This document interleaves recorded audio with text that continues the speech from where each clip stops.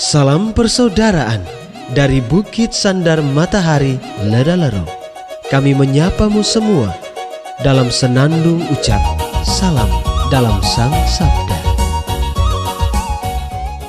Bacaan Injil dan Renungan hari ini, edisi 31 Januari 2024, hari Rabu, peringatan Santo Yohanes Bosco, disusun dan dibawakan oleh Frater Yogis Adung, SVD.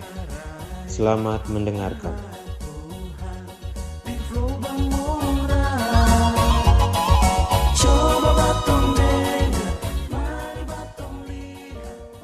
Bacaan diambil dari Injil Markus bab 6 ayat 1 sampai 6. Pada suatu ketika, Yesus tiba kembali di tempat asalnya, sedang murid-muridnya mengikuti dia. Pada hari Sabat, Yesus mengajar di rumah ibadat, dan jemaat yang besar takjub ketika mendengar dia. Mereka berkata, "Dari mana diperolehnya semuanya itu? Hikmat apa pulakah yang diberikan kepadanya? Dan mujizat-mujizat yang demikian, bagaimanakah dapat diadakan oleh tangannya? Bukankah ia ini tukang kayu, anak Maria? Bukankah ia saudara Yakobus, Yoses, Yudas, dan Simon? Dan bukankah saudara-saudaranya yang perempuan ada bersama kita?" Lalu mereka kecewa dan menolak dia. Maka Yesus berkata kepada mereka, "Seorang nabi dihormati di mana-mana, kecuali di tempat asalnya sendiri, di antara kaum keluarganya, dan di rumahnya." Maka Yesus tidak mengadakan satu mujizat pun di sana, kecuali menyembuhkan beberapa orang sakit dengan meletakkan tangannya atas mereka.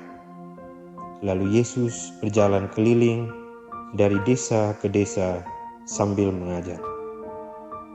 Demikianlah sabda Tuhan. Terpujilah Kristus.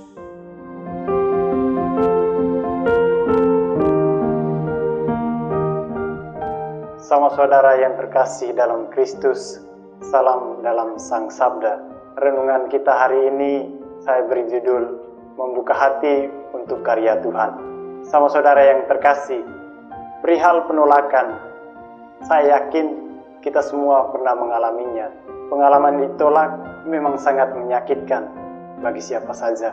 Jika kita lihat, ada beberapa sebab mengapa kita ditolak.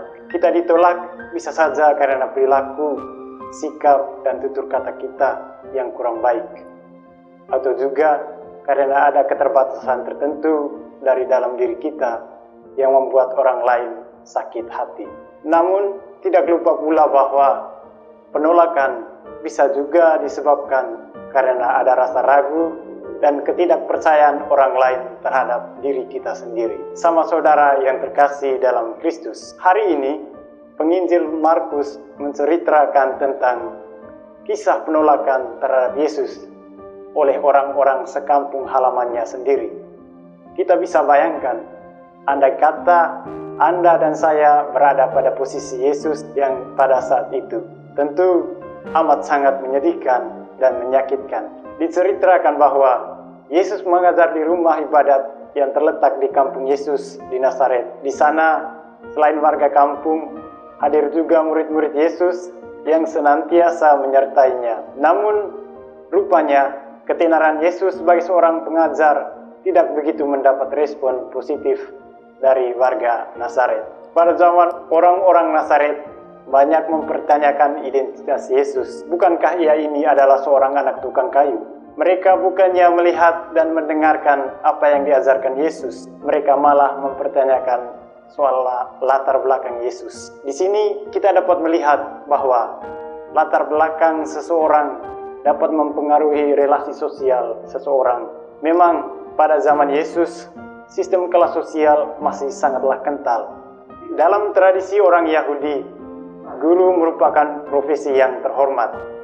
Ia dipandang sebagai orang penting. Oleh karena itu, ia mesti dan pantas dihormati. Namun lain cerita dengan Yesus. Kehadiran Yesus yang tampil sebagai seorang guru di rumah ibadat di Nazaret malah ditolak. Penolakan ini disebabkan karena orang Nazaret heran bahwa bagaimana mungkin seorang dari anak keluarga tukang kayu mendapat hikmat untuk berkata-kata dan bahkan melakukan mukjizat. Menghadapi persoalan ini, Yesus tidak marah atau baper dengan sikap penolakan orang-orang Nazaret. Ia hanya terheran-heran atas ketidakpercayaan orang-orang Nazaret. Sama saudara yang terkasih, dewasa ini banyak terjadi peristiwa penolakan. Pada posisi tertentu, kita acap kali menjadi seorang yang dengan getol menolak orang lain. Tapi juga kita bisa saja menjadi korban penolakan itu sendiri, sehingga kita mudah menjadi orang yang tidak percaya kepada siapapun dan mulai menutup diri terhadap karya Tuhan bagi sesama. Dari peristiwa penolakan Yesus tadi, tentu ada hal penting yang dapat kita petik. Warga Nazaret yang menolak Yesus sebenarnya merupakan representasi dari diri kita yang acap kali kurang percaya dan menaruh sikap curiga serta ragu pada kuasa Allah. Sikap ini tentu memicu sikap penolakan-penolakan lain, baik kepada Tuhan maupun kepada sesama. Pada akhirnya, teks Injil hari ini mau mengajak kita untuk selalu membuka diri dan hati terhadap kuasa Tuhan, meski kita pada situasi bimbang dan ketidakpastian. Semoga. Hei bersaudara, umat Tuhan di lubang murah. Sahabat-sahabat pencinta Sang Sabda, kita baru saja mendengar bacaan Injil dan renungan edisi hari ini. Sampai jumpa kembali pada edisi berikut.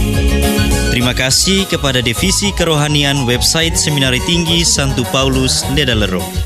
Semoga Sang Sabda menjiwai seluruh pengalaman hidup kita hari ini. Tuhan memberkati kita sekalian.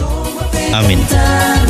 Dalam satu hati, di dalam kasih Yesus.